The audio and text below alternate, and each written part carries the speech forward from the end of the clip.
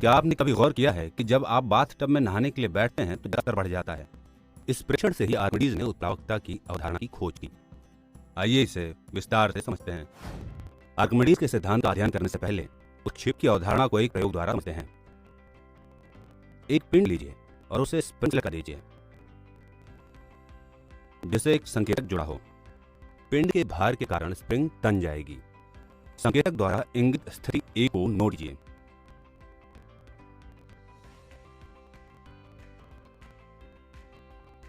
अब यदि हम पिंड को नीचे से उठाते हैं तो हमारे हाथ द्वारा लगाया गया बल भार के कारण नीचे लगने वाले बल पर प्रतिक्रिया करता है।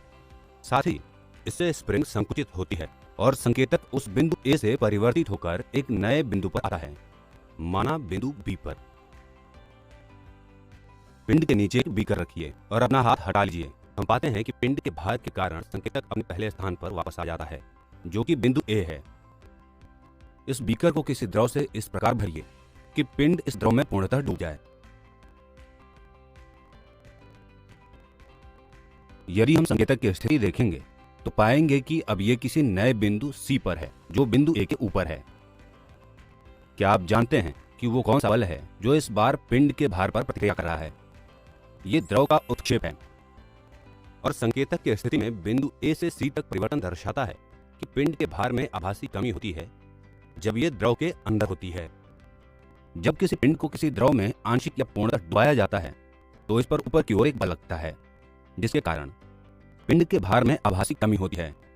द्रव द्वारा ऊपर की ओर लगाए गए इस बल को उत्क्षेप या उत्प्लावन बल कहते हैं। गैसें कई स्थितियों में द्रवों के समान होती हैं। यही कारण है कि वायु में पिंड का भार निर्वात में पिंड के भार की तुलना में कम होता है। ऐसा इसलिए होता है क्योंकि वायु में उत्क्षेप या उत्प्लावन बल पिंड के भार को कम कर देता है, जबकि निर्वात में ऐसा कोई बल उपस्थित नहीं होता है। उत्क्षेप या उत्प्लावन बल की सर्वप्रथम खोज और अध्ययन ग्रीक गणितज्ञ और वैज्ञानिक आर्किमिडीज ने किया था।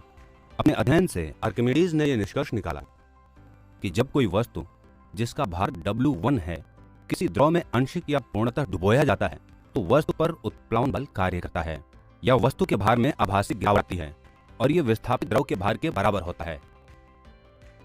आइए आर्किमिडीज के सिद्धांत को सिद्ध करने के लिए एक प्रयोग करते हैं। एक छोटा बीकर पी लें जिसमें एक पिंड लटका हो। इस बीकर को एक स्प्रिंग तुला पर लटका दें। पिंड के भार के कारण स्प्रिंग तनित होगी और संकेतक स्थिति ए को इंगित करेगा। यह स्थिति पिंड और बीकर में भरी हवा के भार W1 को दर्शाएगा। अब टूटी लगा हुआ एक पात्र लीजिए। इस पात्र के पास एक छोटा बीकर क्यों रखें और पात्र को प्रवाही छिद्र तक पूर्ण रूप से जल से भर दें।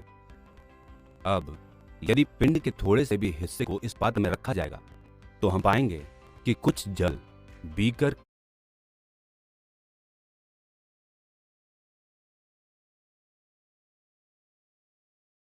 से बह जाता है और पिंड का भार कम हो जाता है क्योंकि संकेतक स्थिति बी पर आ जाता है। अब पिंड को जल में पूर्ण रूप से डुबो दें। डूबने के कारण और अधिक जल पात्र से बाहर निकलने लगेगा। इसी प्रकार जल के उत्क्षेप के कारण स्प्रिंग तुला का संकेतक नए बिंदु सी तक चला जाता है।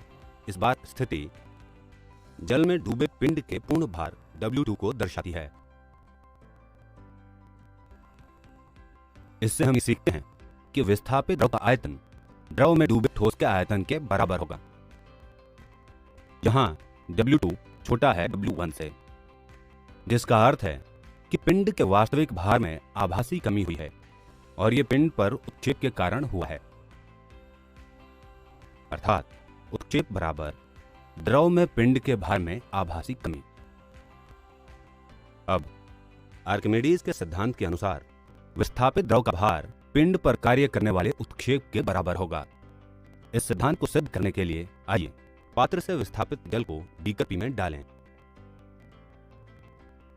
हम पाते हैं कि पिंड को अब चाहे जितना नीचे जाते हैं इससे तनिक भी जल बाहर नहीं निकलता है।